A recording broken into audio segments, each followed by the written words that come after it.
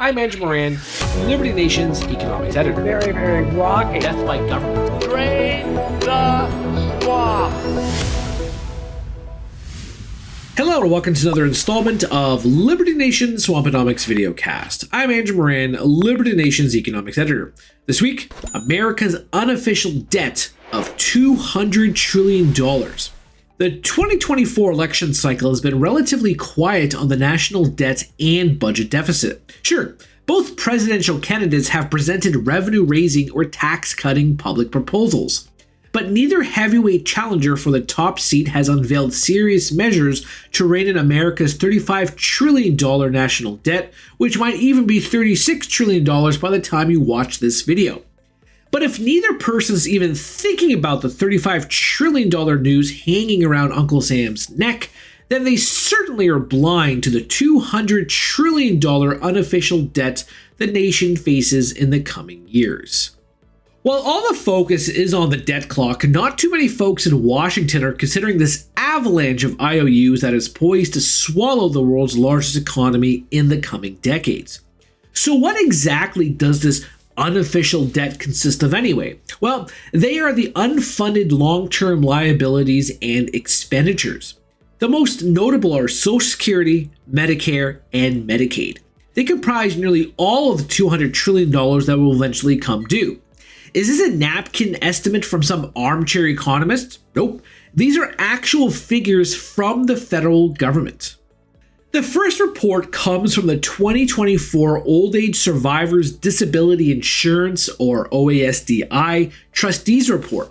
Officials found that Social Security faces a permanent $62.8 trillion deficit and noted that immediate-term solutions would be a combination of raising the payroll tax rate to 17% and a permanent reduction in benefits by nearly 27%. In February 2024, the Treasury Department published the Financial Report of the United States government. This report concluded that the federal government faces $78 trillion in long-term unfunded obligations for both Social Security and Medicare. Medicaid faces a shortfall of about $20 trillion. That is according to the Office of the Actuary of the Centers for Medicare and Medicaid Services.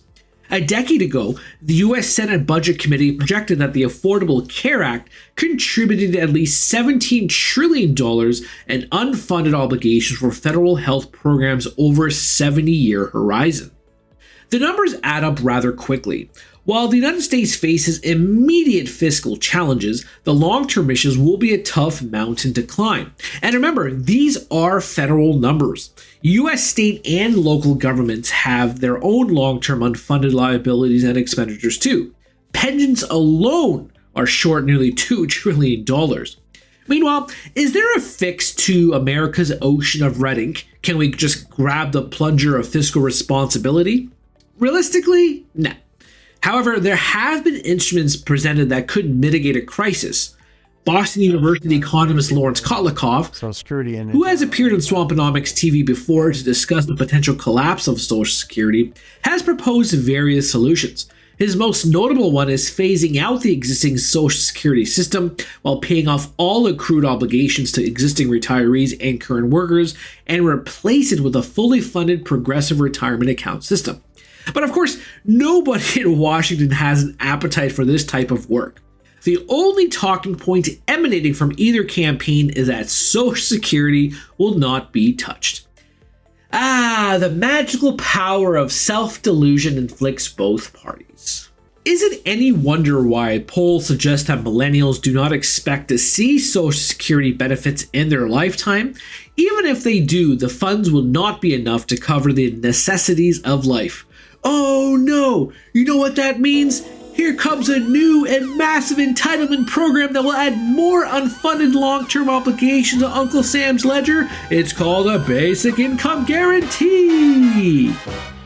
That's it for me this week. Please read my full Swamponomics column on the pages of LibertyNation.com and be sure to check out my previous Swamponomics TV videos and interviews. Liberty Nation does not endorse candidates or campaigns, and this presentation is no endorsement. Thank you.